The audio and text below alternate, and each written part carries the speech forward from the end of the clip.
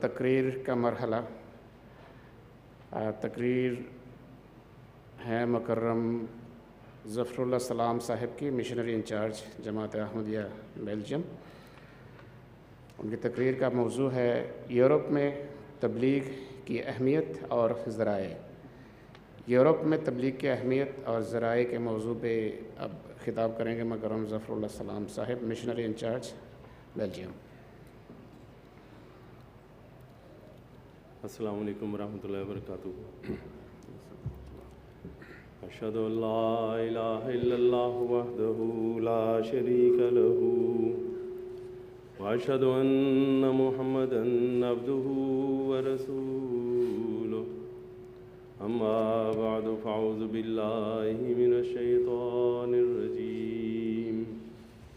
بسم اللہ الرحمن الرحیم، الحمد للہ رب العالمین، الرحمن الرحیم، مالک یوم الدین، ایاک نعبد و ایاک نستعین، اہدنا الصراط المستقیم صراط الذین انعمت علیہم غیر المغضوب علیہم ولا الضالین،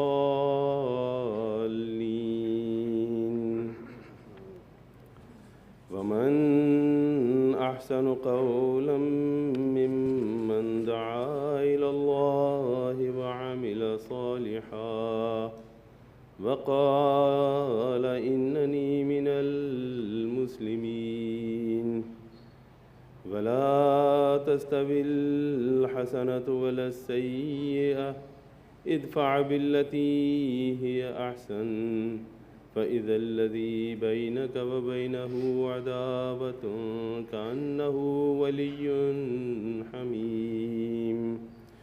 وما يلقاها إلا الذين صبروا وما يلقاها إلا ذو حظ عظيم۔ محترم صدر مجلس اور معزز سامعین کرام، السلام علیکم ورحمۃ اللہ وبرکاتہ۔ خاکسار کی گزارشات کا موضوع ہے یورپ میں تبلیغ کی اہمیت اور ذرائع۔ تبلیغ اپنی ذات میں بہت اہمیت کی حامل ہے، خواہ وہ ایشیا میں ہو یا یورپ میں، افریقہ میں ہو یا امریکہ میں۔ خاکسار کی تقریر کے دو پہلو بنتے ہیں یا دو حصے بنتے ہیں، دونوں پہلو ساتھ ساتھ خاکسار لے کر چلے گا۔ پہلا یہ کہ تبلیغ کی اہمیت کیا ہے، اور دوسرا حصہ یہ کہ کون سے ذرائع ہیں جن سے ہم تبلیغ کا فریضہ سر انجام دے سکتے ہیں۔ سامعین اکرام، حضرت صلی اللہ علیہ وسلم اور حضرت صلی اللہ علیہ وسلم کے صحابہ کرام میں باوجود ذرائع کی کمی کے جوش تبلیغ کوٹ کوٹ کر بھرا ہوا تھا، اور کوئی ایسا موقع اور ایسا ذریعہ حضرت صلی اللہ علیہ وسلم اور ان کے صحابہ ضائع نہیں کرتے تھے۔ جہاں انہیں کوئی موقع ملا کرتا تھا وہ اپنا تبلیغ کا فریضہ انجام دیا کرتے تھے۔ صحابہ کرام رضی اللہ تعالیٰ عنہم نے سرور کائنات صلی اللہ علیہ وسلم سے جو روحانی خزانہ حاصل کیا تھا اس کو دوسروں تک پہنچانے کے لیے ہمیشہ بےتاب اور بے قرار رہتے تھے، اور اس راہ میں تکلیف کی کوئی پرواہ نہ کیا کرتے تھے۔ نبوت کے شروع کے زمانے میں جب مسلمان چھپ چھپ کر عبادت بجا لایا کرتے تھے، تب بھی صحابہ کرام فریضہ تبلیغ کے لیے ہر آن پلاننگ اور سوچ و بچار میں مصروف رہا کرتے تھے۔ ایک روز مسلمانوں نے جمع ہو کر مشورہ کیا کہ کس طرح قریش کو تبلیغ کی جائے، تو تجویز آئی کہ انہیں قرآن کریم سنانا چاہیے۔ لیکن یہ کام اس قدر مشکل تھا کہ اس کو سر انجام دینا سخت خطرناک تھا۔ حضرت عبداللہ بن مسعود رضی اللہ تعالیٰ عنہ نے اس خدمت کے لیے اپنے آپ کو پیش کیا، لیکن چونکہ خاندانی لحاظ سے بہت مضبوط نہ تھے، اس لیے دوسرے صحابہ نے کہا کہ آپ اس کام کے لیے موزوں نہیں ہیں، کوئی ایسا شخص ہو جس کا خاندان وسیع ہو تاکہ اس پر حملہ کرنے میں قریش کو کچھ تامل ہو۔ مگر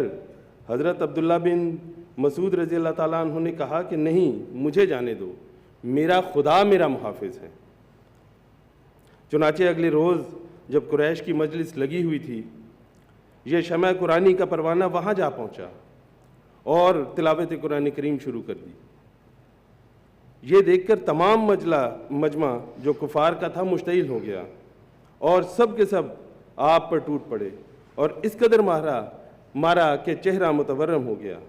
لیکن پھر بھی آپ کی زبان بند نہ ہوئی اور بالآخر تلاوت قرآن کریم مکمل کر کے سانس لیا۔ تلاوت قرآن کریم سے فارغ ہو کر جب صحابہ میں واپس آئے تو حالت نہایت خستہ تھی، جا بجا زخموں سے خون بہہ رہا تھا۔ صحابہ کرام نے یہ صورت دیکھ کر کہا کہ ہم اسی وجہ سے ڈرتے تھے کہ تم اس مہم کو انجام نہ دو، مگر حضرت عبداللہ بن مسعود رضی اللہ تعالیٰ عنہ نے کہا کہ خدا کی قسم اگر تم مجھے پھر دوبارہ تبلیغ کرنے کے لیے کہو تو کل میں پھر ان کفار میں جاؤں اور فریضہ تبلیغ انجام دوں، اور یقین جانو کہ دشمنان خدا کو میری آنکھ نے آج سے پہلے کبھی اتنا ذلیل نہیں دیکھا۔ کچھ یہی تبلیغ اسلام کا جوش اور جذبہ حضرت ابو ذر غفاری رضی اللہ تعالیٰ عنہ میں بھی ہمیں نظر آتا ہے۔ نہایت ابتدائی زمانے میں اسلام لائے تھے، مکہ میں کوئی ان کا حامی و ناصر نہ تھا، لیکن تبلیغ اسلام کا جوش اس قدر تھا کہ تمام خطرات سے بے نیاز ہو کر خانہ کعبہ میں آئے اور بآواز بلند اشہد ان لا الہ الا اللہ واشہد ان محمدً عبدہ ورسولہ پکارا۔ قریب ہی کفار کی مجلس لگی ہوئی تھی، یہ آواز سنتے ہی ان پر ٹوٹ پڑے اور جو کچھ کسی کے ہاتھ میں آیا دے مارا، حتیٰ کہ آپ بے ہوش ہو کر گر پڑے۔ ہوش آیا تو تمام بدن لہو لہان تھا، اس وقت تو وہاں سے اٹھ کر چلے گئے، لیکن اگلے روز پھر اسی طرح آ کر اسلام کا پیغام پہنچانے لگے اور کفار نے پھر وہی ذلت اور رسوائی والا سلوک کیا اور انہیں مارنا اور پیٹنا شروع کر دیا۔ پھر حضرت ابو بکر صدیق رضی اللہ تعالیٰ عنہ کا قلب جب نور اسلام سے منور ہوا تو اپنے دوستوں اور رشتہ داروں کو بھی اس نعمت سے فیضیاب کرنے کے لیے ان کے دل میں ایک خاص تڑپ پیدا ہوئی۔ آپ اسلام کی تبلیغ ان مشکلات کے باوجود جو قریش کی طرف سے درپیش تھیں برابر کرتے رہتے تھے، اور اس کے نتیجے میں بعض ایسے بزرگ داخل اسلام ہوئے جو بعد میں افق اسلام کے ستارے بن کر چمکے۔ حضرت عثمان، حضرت زبیر بن عوام، حضرت عبد الرحمن بن عوف، حضرت سعد بن ابی وقاص، حضرت طلحہ، حضرت عثمان مظعون، حضرت ابو عبیدہ، حضرت ابو سلمہ اور حضرت خالد بن سعید رضی اللہ عنہم جیسے بزرگ صحابہ آپ ہی کی تبلیغ سے دولت اسلام سے مالا مال ہوئے۔ سامعین کرام، شوق تبلیغ صرف مردوں تک ہی محدود نہیں تھا، بلکہ عورتیں بھی اس ضمن میں اپنے فرض کو پورے احساس کے ساتھ ادا کیا کرتی تھیں۔ شریک ایک صحابیہ تھیں جو مخفی طور پر قریش کی عورتوں میں جا کر تبلیغ اسلام کیا کرتی تھی، حالانکہ یہ وہ زمانہ تھا کہ اسلام کا نام لینا بھی سخت خطرناک تھا۔ قریش کو جب ان کی تبلیغی مسائی کا علم ہوا تو انہیں مکہ سے ہی نکال دیا۔ حضرت اکرمہ بن ابی جہل فتح مکہ کے بعد بھاگ کر یمن چلے گئے، لیکن ان کی اہلیہ، ان کی بیوی ام حکیم مسلمان ہو گئیں، اور اس نعمت سے متمتع ہونے کے بعد اپنے خاوند کو بھی اس میں شریک کرنے کے لیے اس قدر بےتاب ہوئیں کہ صعوبات سفر برداشت کر کے یمن جا پہنچیں۔ وہاں جا کر اپنے خاوند کو تلاش کیا، انہیں تبلیغ کی اور مسلمان بنا کر واپس لائیں۔ سامعین کرام، یہ وہ لوگ ہیں جنہوں نے اپنی جانیں، مال، وقت، عزت و آبرو، اولادیں، خاندان، جائیدادیں سب قربان کر کے آسمان سے صرف ایک اعزاز حاصل کیا کہ امت مسلمہ کے آسمان کے ستارے بن گئے، جن کے متعلق پیارے آقا محمد مصطفیٰ صلی اللہ علیہ وسلم نے فرمایا کہ ان میں سے تم جس کی بھی پیروی کرو گے ہدایت ہی پاؤ گے۔ لیکن بدقسمتی سے اسی امت مسلمہ پر ایک وقت وہ آیا کہ جب اس امت کے علماء امتی کے زمرے سے نکل کر علماء ہم میں داخل ہو گئے اور عیسائیوں اور یہودیوں کی نکالی کرتے ہوئے رسول پاک محمد مصطفیٰ صلی اللہ علیہ وسلم کی پیشگوئی کے مطابق سور اور بندر بن گئے، اور یہی علماء امت محمدیہ میں فتنوں کی آماجگاہ بن گئے اور 73 فرقوں میں بٹ کر اسلام اور محمد رسول اللہ صلی اللہ علیہ وسلم کے لیے باعث فخر ہونے کے بجائے شرمندگی اور شرمساری کی مثال بن گئے۔ لیکن انہی گھٹا ٹوپ اندھیروں میں اور انہی ظلمت کے سمندروں سے خدا کا وہ پہلوان نمودار ہوتا ہے جس کے لیے اور جس کی جماعت کے لیے ہمارے رسول پاک محمد مصطفیٰ صلی اللہ علیہ وسلم نے یہ خوشخبری دی کہ ثریا ستارے سے کھوئے ہوئے ایمان کو نوچ کر واپس زمین پر لے آئیں گے۔ ہاں، یہ وہی جماعت ہے جس کے لیے پیارے آقا حضرت محمد مصطفیٰ صلی اللہ علیہ وسلم نے یہ فرمایا کہ کلہم فی النار الا واحدۃ وہی الجماعہ، کہ تمام کے تمام فرقے دوزخ میں اور جہنم کی آگ میں جلیں گے سوائے ایک فرقے کے، اور وہ فرقہ جو ہے وہ جماعت ہوگی۔ کہ یہ الہی نوشتوں کو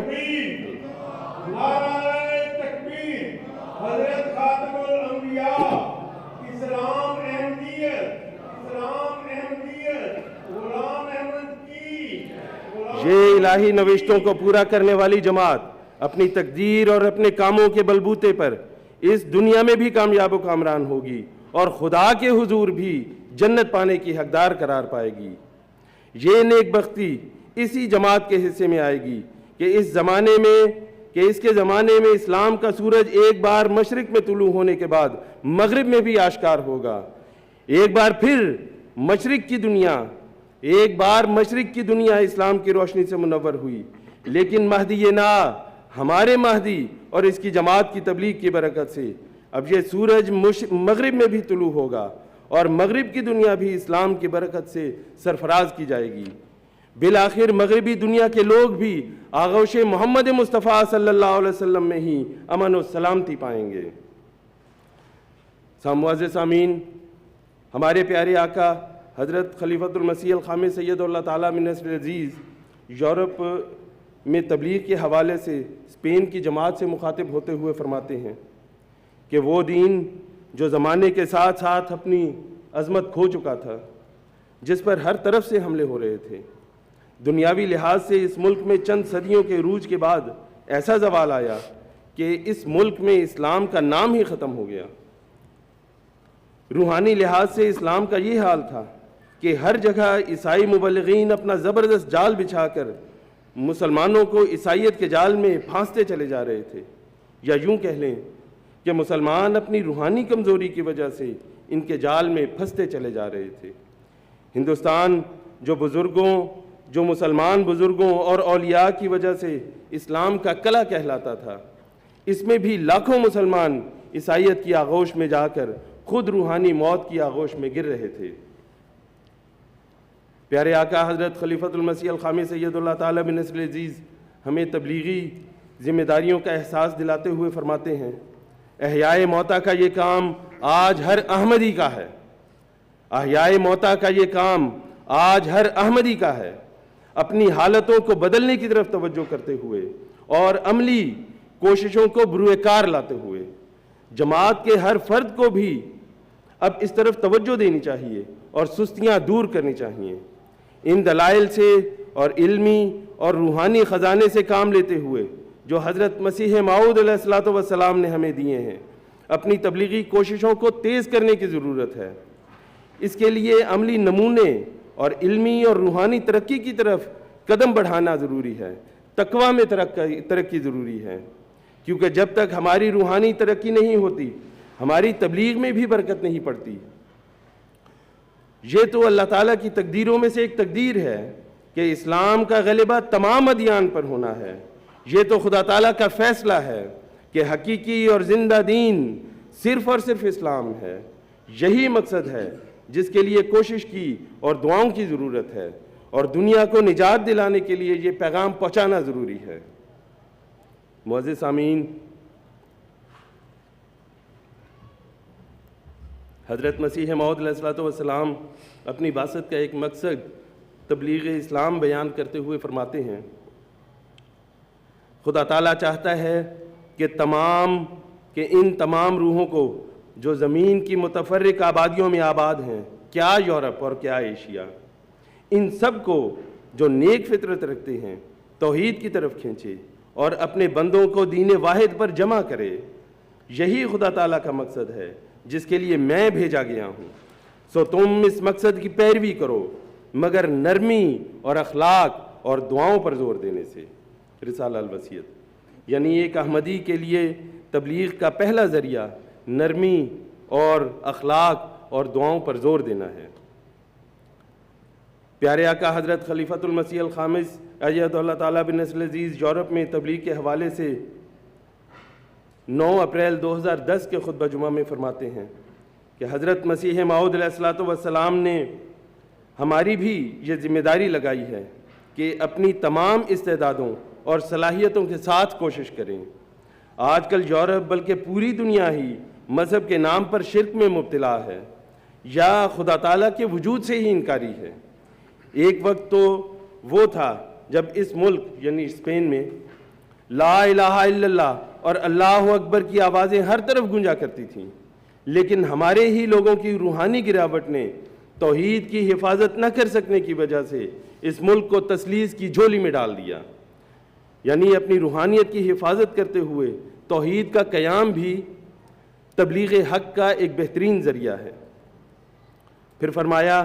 پس ہر احمدی چاہے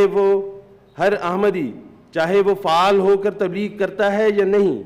اگر دنیا کے علم میں ہے کہ فلاں شخص احمدی ہے، ماحول اور معاشرہ جانتا ہے کہ فلاں شخص احمدی ہے، تو وہ احمدی یاد رکھے کہ اس کے ساتھ احمدی کا لفظ لگتا ہے.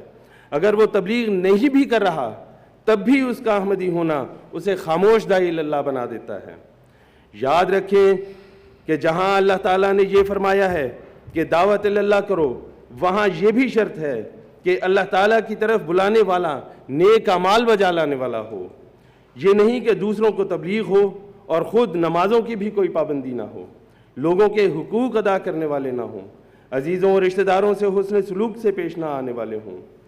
کیونکہ برکت بھی اسی داعی اللہ کے کام میں پڑے گی جس کے اپنے عمل بھی ایسے ہی ہوں گے، جو دینی تعلیم سے مطابقت رکھتے ہوں گے. اس لیے قانون کی پابندی کرنا بھی ہمارا فرض ہے، اعلیٰ اخلاق کا مظاہرہ کرنا بھی ہمارا فرض ہے، اور پھر اس کے ساتھ عبادت کے اعلیٰ معیار قائم کرنا بھی ہمارا فرض ہے. یعنی ایک احمدی مسلمان کا عملی کردار بھی اسلام احمدیت کی تبلیغ کا ایک ذریعہ ہے. اسی طرح جماعت کی مخالفت بھی اسلام کا تبلیغ اسلام کا ایک اور بہترین اور مؤثر ذریعہ ہے. چنانچہ حضرت مسیح موعود علیہ الصلوۃ والسلام فرماتے ہیں کہ جس قدر زور سے باطل حق کی مخالفت کرتا ہے اسی قدر حق کی قوت اور طاقت تیز ہوتی ہے. یعنی جھوٹ سچ کی جتنا مخالفت کرتا ہے اتنی ہی سچ کی طاقت زیادہ ہوتی ہے. زمینداروں میں بھی یہ بات مشہور ہے کہ جتنا جیٹھ ہاڑ یعنی جون جولائی جتنا جیٹھ ہاڑ تپتا ہے اسی قدر ساون میں بارش زیادہ ہوتی ہے. یہ ایک قدرتی نظارہ ہے جس کی حق کی جس قدر زور سے مخالفت ہوتی ہے اسی قدر وہ چمکتا اور اپنی شوکت دکھاتا ہے. ہم نے خود آزما کر دیکھا ہے. حضرت مسیح موعود علیہ السلام فرماتے ہیں کہ ہم نے خود آزما کر دیکھا ہے، جہاں جہاں ہماری نسبت زیادہ شور و غل ہوا ہے یعنی مخالفت ہوئی، وہاں ایک جماعت تیار ہو گئی، اور جہاں لوگ اس بات کو سن کر خاموش ہو جاتے ہیں وہاں زیادہ ترقی نہیں ہوتی. ملفوظات جلد 3. اسی طرح ہالینڈ کے ایک مخالف اسلام کو مخاطب ہوتے ہوئے ہمارے پیارے آقا حضرت خلیفۃ المسیح الخامس سید اللہ تعالیٰ بن نصر العزیز فرماتے ہیں، اسلام اور حضرت محمد مصطفیٰ صلی اللہ علیہ وسلم تا قیامت دنیا میں رہنے کے لیے آئے ہیں اور رہیں گے، اور دنیا کی کوئی طاقت اسلام کو مٹا نہیں سکتی. اللہ تعالیٰ نے اس زمانے میں اس جری اللہ کو بھیجا ہے جس نے تم جیسے دشمنوں کی انتہائی دشمنی کے باوجود اللہ تعالیٰ کی مدد سے اسلام کو دنیا پر غالب کر دینا ہے۔ اور ہر احمدی جو اس جری اللہ کی بیعت میں شامل ہے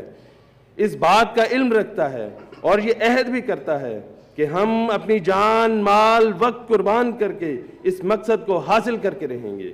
نیز فرمایا پس یہ ہے وہ پیغام جو آج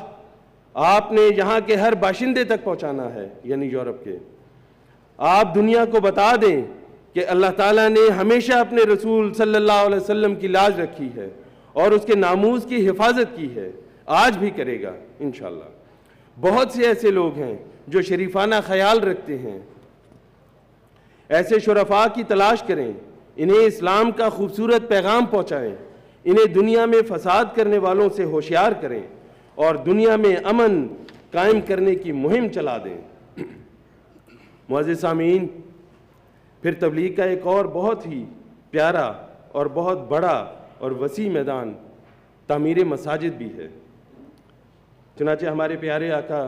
حضرت خلیفۃ المسیح الخامی سید اللہ تعالیٰ بن نصر العزیز حضرت مسیح موعود علیہ الصلوۃ والسلام کا ایک ارشاد کوٹ کرتے ہوئے فرماتے ہیں،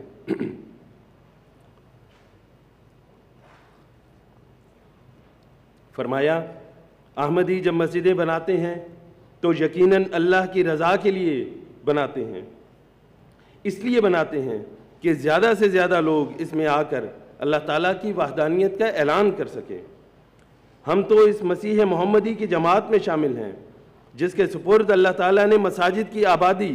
اور اللہ تعالیٰ کی عبادت کرنے والوں کی تعداد میں اضافے کا کام کیا ہوا ہے۔ ہم تو مساجد اس لیے بناتے ہیں کہ ان کو دیکھ کر زیادہ سے زیادہ لوگ اس پاکیزہ جماعت میں شامل ہوں اور اللہ تعالیٰ کے عبادت گزار بندے بن جائیں، اور اسی مقصد کو حاصل کرنے کے لیے حضرت مسیح موعود علیہ الصلوۃ والسلام نے ہمیں توجہ دلائی ہے۔ آپ فرماتے ہیں کہ اس وقت ہماری جماعت کو مساجد کی بڑی ضرورت ہے۔ فرمایا اس وقت ہماری جماعت کو مساجد کی بڑی ضرورت ہے۔ یہ خانہ خدا ہوتا ہے۔ جس گاؤں یا شہر میں ہماری جماعت کی مسجد قائم ہو گئی تو سمجھو کہ جماعت کی ترقی کی بنیاد پڑ گئی۔ اگر کوئی گاؤں ایسا ہو یا شہر جہاں مسلمان کم ہوں یا نہ ہوں اور وہاں اسلام کی ترقی کرنی ہو تو ایک مسجد بنا دینی چاہیے، پھر خدا تعالیٰ خود مسلمانوں کو کھینچ لاوے گا، لیکن شرط یہ ہے کہ قیام مسجد میں نیت با اخلاص ہو،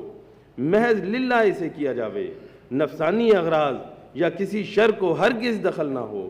تب خدا تعالیٰ برکت دے گا۔ ملفوظات جلد 4۔ وہ شہر جو کفر کا ہے مرکز ہے جس پہ دین مسیح نازاں، وہ شہر جو کفر کا ہے مرکز ہے جس پہ دین مسیح نازاں، خدائے واحد کے نام پر ایک اب اس میں مسجد بنائیں گے ہم۔ پھر وہ شہر جو کفر کا ہے مرکز ہے جس پہ دین مسیح نازاں، خدائے واحد کے نام پر ایک اب اس میں مسجد بنائیں گے ہم۔ پھر اس کے مینار سے دنیا کو حق کی جانب بلائیں گے ہم، کلام رب رحیم و رحمہ ببانگ بالا سنائیں گے ہم۔ حضرت مسیح موعود علیہ الصلوۃ والسلام کے دل میں سامعین کرام اشاعت اسلام اور تبلیغ کے لیے ایک ایسی شدت، ایسا درد اور تڑپ تھی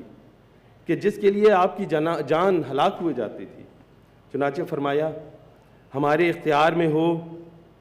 بڑے غور سے سننے والا یہ اقتباس ہے، حضور نے فرمایا ہمارے اختیار میں ہو تو ہم فقیروں کی طرح گھر گھر پھر کر خدا تعالیٰ کے سچے دین کی اشاعت کریں اور اس ہلاک کرنے والے شرک اور کفر سے جو دنیا میں پھیلا ہوا ہے لوگوں کو بچا لیں۔ اگر خدا تعالیٰ ہمیں انگریزی زبان سکھا دے تو ہم خود پھر کر اور دورہ کر کے تبلیغ کریں اور اسی تبلیغ میں زندگی ختم کر دیں، خواہ مارے ہی جامیں۔ ملفوظات جلد 2۔ سو اے میرے بھائیوں، آج خدا تعالیٰ نے ہمیں حضرت مسیح موعود علیہ الصلوۃ والسلام کی اس تڑپ اور دعاؤں کو قبول کرتے ہوئے اپنے متبعین یعنی ہمیں وہ طاقت عطا کر دی ہے کہ ہم اس کی راہ میں تبلیغ حق کے لیے ہر گھر کا دروازہ کھٹکھٹا سکتے ہیں۔ ہمیں خدائے قادر نے ان گوروں کی زبان بھی سکھا دی ہے، ہمیں ان ملکوں میں بھی لا بٹھایا ہے، وہ حالات پیدا کر دیے ہیں کہ ہم ہر دہریے، ہر مشرک، ہر بے دین کے ہاتھوں میں، ان کے ٹیلی فون پر، ان کے ٹی وی، ان کے کمپیوٹر پر خدا اور اس کے حبیب حضرت محمد مصطفیٰ صلی اللہ علیہ وسلم کا امن و محبت بھرا پیغام پہنچا سکتے ہیں۔ پس اے محمد مصطفیٰ صلی اللہ علیہ وسلم کی محبت کا دم بھرنے والے احمدی مسلمانوں، اے مسیح محمدی سے وفا کا عہد کرنے والے احمدی مسلمانوں، ہمیں نوید ہو کہ آج دنیا کے تمام وسائل ہمارے تصرف و اختیار میں دے دیے گئے ہیں۔ آج خدائے بزرگ و برتر نے ہمیں وہ طاقت عطا فرما دی ہے کہ ان وسائل کو بروئے کار لاتے ہوئے تبلیغ دین اور تبلیغ اسلام کا حق ادا کر سکیں۔ من حیث الجماع ہمیں تمام وسائل پر دسترس حاصل ہے۔ اگر ہم پڑھنے لکھنے کے شوقین ہیں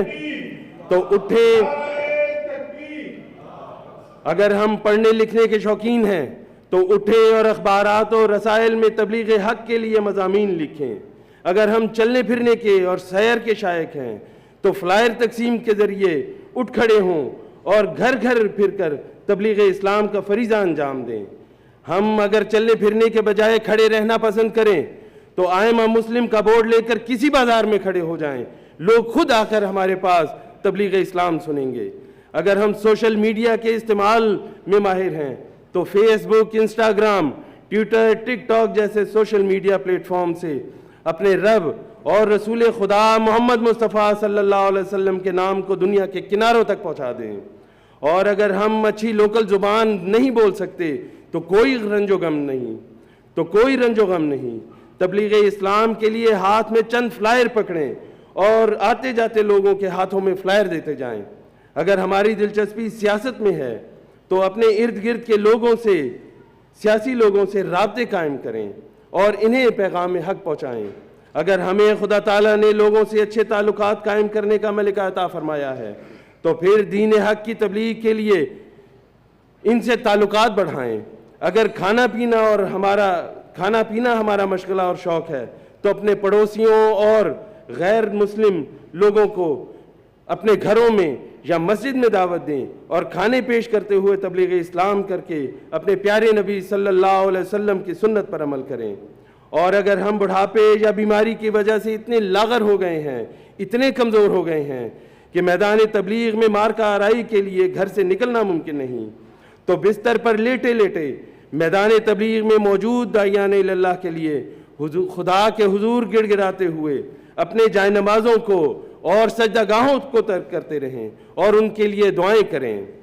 غرض ہر وہ جائز طریق جس سے پیغام حق کسی انسان تک پہنچا سکے پہنچائیں، کیونکہ آج صرف ہم تبلیغ حق کے لیے چن لیے گئے ہیں۔ ہم نے اسلام سے بے بہرہ لوگوں کو وہ ترانے سنانے ہیں جن سے ان کے دل خدا کی حمد سے جھوم اٹھیں۔ اے احمدی مسلمانوں،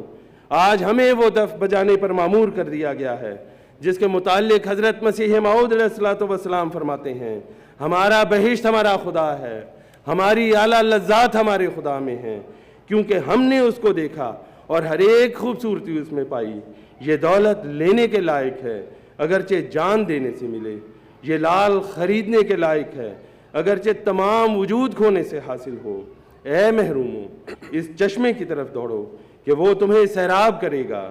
یہ زندگی کا چشمہ ہے جو تمہیں بچائے گا۔ میں کیا کروں اور کس طرح اس خوشخبری کو دلوں میں بٹھا دوں؟ کس دف سے میں بازاروں میں منادی کروں کہ تمہارا یہ خدا ہے تا لوگ سن لیں، اور کس دوا سے میں علاج کروں تا سننے کے لیے لوگوں کے کان کھلیں۔ کشتی نو، اے مسیح محمدی صلی اللہ علیہ وسلم کی بادشاہت قائم کرنے والے سپاہیوں اٹھو، اے احمدیوں اٹھو، اور حضرت خلیفۃ المسیح الثانی رضی اللہ تعالیٰ عنہ کے الفاظ کو پورا کرتے ہوئے تخت محمد مصطفیٰ صلی اللہ علیہ وسلم کو یورپ کے مشرکانہ اور بے دین معاشرے میں تبلیغ کے ذریعے سے مضبوطی سے قائم کرتے ہوئے اپنے مقصد حیات کو پالو، جیسا کہ حضرت خلیفۃ المسیح الثانی رضی اللہ عنہ نے فرمایا اے آسمانی بادشاہت کے موسیقارو، اے آسمانی بادشاہت کے موسیقارو، ایک دفعہ پھر اس نوبت کو اس زور سے بجاؤ کہ دنیا کے کان پھٹ جائیں، ایک دفعہ پھر اپنے دل کے خون اس کرنا میں بھر دو کہ عرش کے پائے بھی لرز جائیں اور فرشتے بھی کانپ اٹھیں۔ محمد رسول اللہ صلی اللہ علیہ وسلم کا تخت آج مسیح نے چھینا ہوا ہے، تم نے مسیح سے چھین کر پھر وہ تخت محمد رسول اللہ صلی اللہ علیہ وسلم کو دینا ہے، اور محمد رسول اللہ صلی اللہ علیہ وسلم نے وہ تخت خدا کے آگے پیش کرنا ہے، اور خدا کی بادشاہت دنیا میں قائم ہونی ہے۔ لا جرم کھوئی میراث پائیں گے ہم، لا جرم کھوئی میراث پائیں گے ہم، اس کو پائے محمد میں لائیں گے ہم، اس کو پائے محمد میں لائیں گے ہم، اس کو پائے محمد میں لائیں گے ہم۔ اللہ تعالی ہمیں توفیق عطا فرمائے کہ تبلیغ کا حق ادا کرتے ہوئے پوری دنیا کو دین اسلام کے پیغام سے منور کر دیں اور خلافت کے حقیقی سلطان نصیر بن جائیں۔ آمین، اللہم آمین، وآخر دعوانا ان الحمدللہ رب العالمین۔